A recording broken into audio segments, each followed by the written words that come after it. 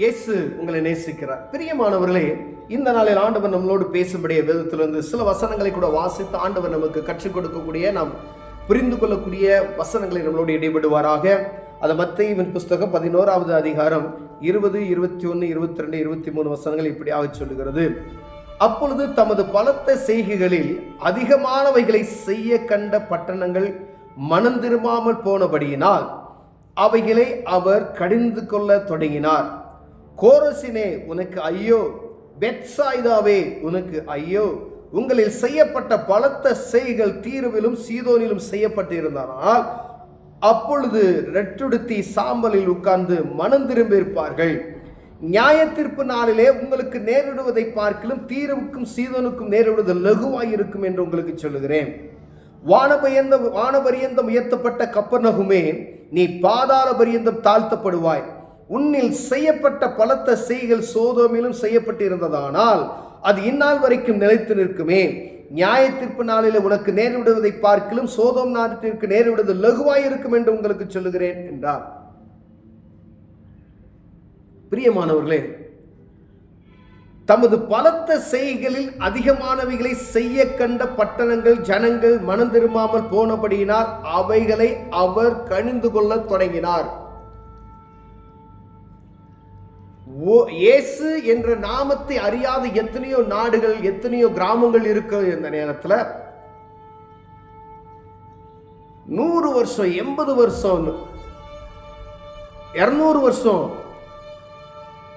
2000 வருஷம், 2026 வருஷம் இந்த கிறிஸ்துவின் நாமத்தை சொல்லியும் அவருடைய மேன்மைகளை அறிந்தும் பல ஆயிரக்கணக்கான லட்சக்கணக்கான கர்த்தருடைய வார்த்தைகளை கேட்டும் அவர் செய்த அற்புதங்களை பார்த்தும் பெற்றுக்கொண்டும் அவர் சர்வ வல்லமையுள்ள தேவன் என்பதை அறிந்தும் அவரால் செய்யக்கூடாத காரியம் ஒன்றும் இல்லை என்பதை நாம் அறிந்தும் எல்லாவற்றையும் தேவனுடைய நாமத்தை அறிந்து அதை அறியாதது போல காணப்படுகிற, மனம் திரும்பாமல் இருக்கிற ஜனங்களை பார்த்து, பட்டணத்தை பார்த்து ஆண்டவர் உரைக்கிறதாவது, அவைகளை அவர் கடிந்து கொள்ள தொடங்கினார். கடினமான வார்த்தைகளினாலே, அவர் மனக்கசப்பினாலே அவர்களை கடிந்து கொள்ள தொடங்கினார் என்று எழுதப்பட்டிருக்கிறது. பிரியமானவர்களே, எத்தனையோ பிரசங்கங்களை கேட்டுவிட்டோம். மனம் திரும்புவதற்கு சற்றேனும் நமக்கு என்ன செய்யல, வாசல் திறக்கப்படலை. அப்படிதான் சொல்லுவோம். நம்ம நல்ல ரட்சிப்பின் அனுபவத்தை பெற்றுக்கொண்டு பின்மாரிக்கு நேராய் ஓடுகிறோமே, அப்ப நமக்கு நம்முடைய இறுதி எப்படி இருக்கிறது பாருங்களேன். ஆவியிலிருந்து ஜெபித்த ஜனங்கள் பின்மாரிக்கு ஓடி ஏதோ ஒரு சிற்றின்பத்திற்காக ஆண்டவரை விட்டு பிரிந்து போயிருக்கிறோமே. என் தேவன் நன்மை செய்ய வல்லமையுள்ளவராய் இருக்கிறார் என்று அறிந்த என் ஜனங்கள் பின்மாறி போய்விட்டார்களே. நல்லா தெரியும் ஐயா, உங்களுக்கு ஆண்டவர் அற்புதம் செய்தாரே, மரித்து போய் கிடக்கக்கூடிய உங்களை உயிர்ப்பித்தாரே, பலவீனம் பட்டிருந்த உங்களை பலன் கொடுத்து தூக்கினாரே ஐயா, வியாதியில கடந்த என்னை ஆண்டவரை வியாதியிலிருந்து எடுத்தாரே, பணத்திற்கு வழியே இல்லை என்று சொல்லி, வியாபாரத்துக்கு வழியே இல்லை, பொழப்பிற்கு வழியே என்று சொல்லி நீ கதறும் பொழுது ஆண்டவர் உங்களை மேன்மைப்படுத்தி கைப்பிடித்து தூக்கி விட்டாரே. அப்படிப்பட்ட எல்லாவற்றையும் அறிந்து நன்மைகளை பெற்றுக்கொண்ட நம்மை பார்த்து ஆண்டவர் சொல்லுகிறார், கடிந்து கொள்கிறார். இவ்வளவு வார்த்தைகளை நீ கேட்டும் கேட்டும் உன் இருதயத்தை கடினப்படுத்துகிறது நிமித்தமாய் நீ கடிந்து கொள்கிறேன். இப்பதான் சொல்றார் ஆண்டவர், கோராசினே உனக்கு ஐயோ, பெத்சாய்தாவே உனக்கு ஐயோ, உங்களில் செய்யப்பட்ட இந்த பலத்த செய்கைகள் தீருவிலும் சீதோனிலும் செய்யப்பட்டிருந்ததால் அப்பொழுது ரெட்டுடுத்தி அவர்கள் சாம்பலில் உட்கார்ந்திருப்பார்கள்.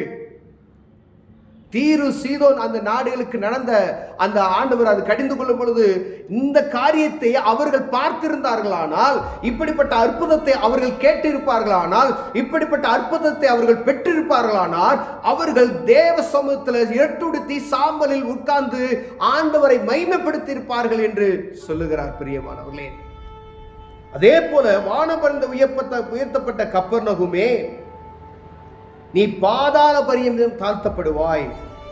உன்னிடத்தில் செய்யப்பட்ட பலத்த செய்கைகள் சோதோமில் செய்யப்பட்டிருந்தானால் சோதம் ஒரே இரவில் முற்றும் அழிக்கப்பட்டது என்பதை நாம் அறிந்திருக்கிறோம் பிரியமானவர்களே. லோத்துக்காக இரவு பொழுது ஆண்டவர் பாதுகாத்து வைத்தார். அந்த பட்டணத்தை அழிக்காம. லோத்து வெளியே சென்றவுடனே அந்த சோதம் குமோரா என்ற பட்டணம் முற்றுமாக அழிக்கப்பட்டதை நாம் வேதத்தில் வாசிக்கிறோம். இன்றும் அது காட்சி பொருளாய் இருக்கிறதை பார்க்க முடிகிறது பிரியமானவர்களே. அக்னியும் கந்தகமும் வானத்திலிருந்து இறங்கி அந்த பட்டணம் முழுவது ஒரு மனிதர் கூட தப்ப அழிக்கப்பட்டது. அங்கு பாவம் பெருகி போயிருந்தது. அங்கு இருக்கக்கூடிய பாவங்கள் கொடூரமான பாவங்கள். அப்படிப்பட்டதான பாவங்கள் ஆண்டவருடைய சமூகத்துக்கு எட்டின நிமித்தமாகவே அங்கு ஆண்டவருடைய கோபாக்கினை வந்து அந்த பட்டணம் முழுவதும் அழிக்கப்பட்டது. அதுக்கு தான் ஆண்டவர் சொன்னார், அது வானம் மறந்து உயர்த்தப்பட்ட கப்பர்நகமே, உன்கிட்ட செய்யப்பட்ட நீ கேட்ட சத்தியத்தை, நீ பெற்றுக்கொண்ட ஆண்டவருடைய நன்மைகளை அவர்கள் பெற்றிருந்து அவர்கள் கேட்டிருப்பார்கள். ஆனால் அவர்கள் என்ன செஞ்சிருப்பாங்களா? மனம் திரும்பிருப்பார்கள். அந்த கொடூரமான பாவத்தில் சிக்கியிருந்த ஜனங்கள் மனம் திரும்பிருப்பாங்க. நியாய தீர்ப்பு நாளில் அவர்களுக்கு நேரிடுவதை பார்க்கல உனக்கு நேரிடுவது பயங்கரமா இருக்கும், அவங்களுக்கு லகுவாய் இருக்கும் அப்படின்னு சொல்றார். மேல சீதுக்கும் அதுதான் ஆண்டவர் சொல்றாரு.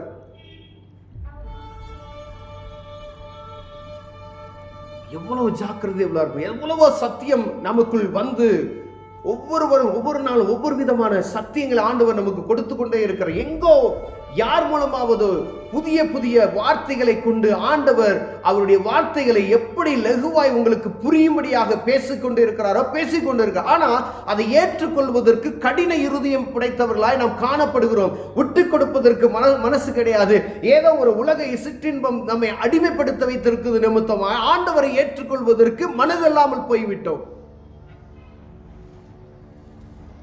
ஏன்னா உலகத்தினுடைய காரியங்கள் அப்படி இருக்கிறது. வெளியே போனால் நல்லா சினிமா பார்க்கலாம், நல்லா ஜாலியாக இருக்கலாம். ஆண்டவரை ஏற்றுக்கொண்டுட்டா இதெல்லாம் செய்யக்கூடாது, பாவத்தை தொடவே முடியாது.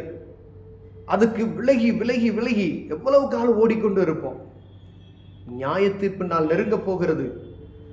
ஆண்டவருடைய வருகை வரப்போகிறது. ஆண்டவர் ஒவ்வொரு வாய்ப்பை கொடுத்து கொண்டே இருக்கிறார். அதுக்கு தான் ஆண்டவர் சொல்றார், நான் சோதம் குமாரா பட்டணத்துக்கு கொடுக்கலையே, நான் உனக்கு கொடுத்தது போல சோதம் குமாரா பட்டணத்துக்கு நான் கொடுத்திருந்தேன்னா அவர்கள் மனம் திரும்பிருப்பார்கள் என்று சொல்லுகிறார். வேலை சீதோனுக்கு கொடுத்திருந்தேனா அவர்கள் ரெட்டுடுத்தி சாம்பலில் உட்கார்ந்து தேவ சமூகத்தை நோக்கி மனம் திரும்பிருப்பார்கள் என்று சொல்லுகிறார். பிரியமானவர், எத்தனை விதமான சத்தங்கள் நமக்கு வந்து கொண்டு இருக்கிறது, எத்தனை விதமான காரியங்கள் ஆண்டவர் உங்களுக்கு அழகான முறையில் எளிமையான முறையில் உபதேசம் பண்ணி கொண்டு இருக்கிறார். இவைகளெல்லாம் கேட்டு இந்த காதில் விட்டு விட்டு கடந்து செல்கிறவர்களாய் காணப்படுகிறோமே. ஆண்டவர் எவ்வளவு மனவேதனைப்படுவார். என் பிள்ளை என்ன செய்யணுமோ அவங்களுக்கு அவ்வளோ எளிமையா நான் பேசிக்கிட்டே இருக்கேன். போகாத, அது ஆபத்தான இடம், அது ஆபத்தான இடம், போகாத, இதை செய்யாத, அதை செய்யாத அப்படின்னு சொல்லிக்கொண்டே இருக்கிறேன். ஆனா அவர்கள் மீண்டும் மீண்டும் அதை செய்ய ஆண்டவருக்கு விருப்பமில்லாத காரியத்தை செய்து கொண்டு என்னுடைய இருதயத்தை கோபமூட்டி கொண்டே இருக்கிறார்களே. ஐயோ அப்படின்னு சொல்றாரு. பெத்சாதாவே உனக்கு ஐயோ அப்படின்னு சொல்றாரு. கோரேசினே உனக்கு ஐயோ அப்படின்னு சொல்றாரு. நம்ம எவ்வளவு ஜாக்கிரதை உள்ளவர்களாக இருக்க முடியும் அழைக்கப்படுகிறோம். ஆண்டவருடைய சத்தியத்துக்கு செவி கொடுத்து நடப்போமே. நான் ஒரு நாளைக்கு ஒரு வார்த்தைக்கு நாம் கீழ்பட்டு நடந்துருமா, இந்நேரம் ஆண்டவருடைய சமூகத்தில் நாம் ஆண்டவருடைய நாமத்தை மகிமைப்படுத்தி மற்றவர்களையும் ஆதாயப்படுத்துவதற்கு ஆயத்தமுள்ளவர்களாய் மாறியிருப்போம். பிரியமானவர்களே, கேட்டுக்கொண்டு இருக்கிறேன் அன்பு சகோதரி சகோதரியே, உங்கள் சபையில் எத்தனையோ விதமான வார்த்தைகள் உங்களுக்கு ஆண்டவர் பேசிக்கொண்டு இருக்கிறார். ஏதோ ஸ்டைலிஷாக போனோமா, ஜாலியாக அப்படியே உட்காந்து ஆண்டவருடைய சத்தம், சர்ச்சுக்கு போகிறோம் கடமைக்காய் போயிட்டு அப்படி கேட்டுட்டு அப்படியே நீட் அண்ட் குட்டா அப்படியே கோட் ஷூட் போட்டுட்டு அப்படியே வெளியே வர்றது காரியம் அல்ல. அங்கு பேசப்படுகிற வார்த்தைகள் என்னுடைய இருதயத்துக்கு என்ன பேசப்படுகிறது என்று பார்த்து அதற்கு என்னை தாழ்த்தி அர்ப்பணித்து அதை நடைமுறைப்படுத்துவேனானால் ஆண்டவர் உங்களை கரம் பிடித்து தூக்கி விடுவார்கள். பிரியமானவர்களே, மறந்து போய்விட்டோம் அநேக காரியங்களை. இவ்வளவோ நன்மை செய்த தேவனை மறந்து போயிட்டோம். இவ்வளவு வார்த்தைகள் பாருங்க, எவ்வளவு ஆண்டவருடைய வார்த்தைகள். அப்போஸ்தலனாகிய பவுல் ஒரு படம் போட்டு எழுதியிருப்பாங்க, பார்த்துருக்கீங்களா? அப்போ ஃபோன் கிடையாது, எந்த வசதி வாய்ப்பு இல்லாமல் அவர் எவ்வளோ ஜனங்களுக்கு ஆண்டவர் அந்த அவர் சுற்றிய எல்லா தேசங்களை பார்த்து நமக்கு அந்த மேப்பில் பார்த்தோம்னா எழுதியிருப்பாங்க. ஒருவேளை இந்த நாளில் இருந்தது போல அவருக்கு அவ்வளோ வசதி வாய்ப்புகள் இருந்தால் இந்த உலக நாடு முழுவதையும் அவர் ஆதாயப்படுத்தியிருப்பார். ஆனால் நமக்கு இவ்வளவு வார்த்தைகள் வந்தும் கடினமான இருதயம் படைத்த தேசத்தில் இருக்க ஜனங்கள் கூட ஆண்டவரை ஏற்றுக்கொண்டு விட்டார்களே. ஆனால் நம்ம ஏற்றுக்கொண்டோம் என்ற பேரில் இன்னும் ஆண்டவரை துக்கப்படுத்தி கொண்டு இருக்கிறோம் என்கிறதே ஆண்டவர் நம்மளோடு பேசுகிறார். ஒருவேளை அநேக வார்த்தைகளை கேட்டுட்டோம், ஆண்டவரே நாங்கள் அர்ப்பணிக்கிறோம்னு சொல்லி கேட்பீர்களானால் ஆண்டவர் நம்மை ஆசீர்வதிக்க வல்லமையுள்ளவராக இருக்கிறார். கண்களை மூடுவோம், செபிப்போம். அன்பின் தகப்பனே, ஆண்டவரே, ஆயிரமான வார்த்தைகள், கோடியான வார்த்தைகள் எங்களோடு இடைபெற்று விட்டீர். ஆண்டவரே, கேட்க மனமில்லாமல் நாங்கள் மீண்டுமாய் உலகப்புறமான காரியத்துக்குள் ஓடிக்கொண்டு இருக்கிறோம். மன்னிங்க, கீழ்ப்படுகிற இருதயத்தை எங்களுக்கு நீங்க தாங்க. இயேசுவின் நாமத்தில் பிதாவே, ஆமென்.